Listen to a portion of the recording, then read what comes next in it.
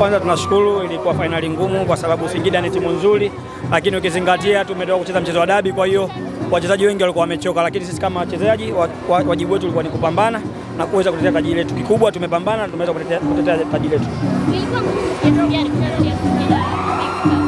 Ilikuwa ngumu kwa sababu Singida wana timu nzuri, wanapambana, kwa hiyo ni kufocus tu. Kwa hiyo sisi tunachoshukuru tumepambana pia, ndio maana tumefanya vizuri.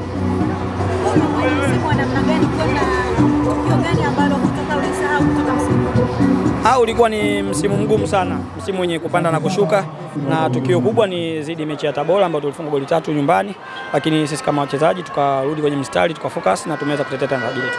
Jambo ni ngumu kiasi gani leo hii kama nini ambalo mnawaambia mashabiki zenu ambao mnaona? Lipi sasa nijibu, maana nimeulizwa mawili hapa. Unasema ilikuwa ni ngumu kiasi gani kwa upande wako kuweza kukaba mshambuliaji wa Singida Black Stars ambaye ni Jonathan Soa na kupata kadi nyekundu leo hii?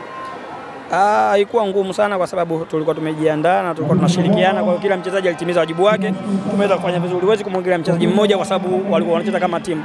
Kikubwa tumeshinda, tunashukuru. Dickson, ukiitwa captain wa makombe unalipokea hilo? Nalipokea, lakini kabla yangu mimi kuna kapteni mkuu ambaye ndo anatuongoza na anatufanya sisi kuwa bora kila siku.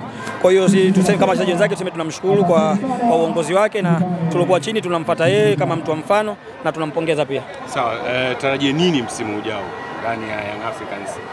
Utakuwa bado humo ama? Kikubwa tusubiri kwa sababu naenda kumaliza mkataba, kwa hiyo hayo mengine yakishakuwa sawa kila mtu atajua. Mipango yako? Tuombe dua tu wangu. Kubonda ndani ya Jangwani ama? Kila kitu kinawezekana. Kikubwa ni maelewano mazuri na maongezi mazuri, kila kitu kinawezekana.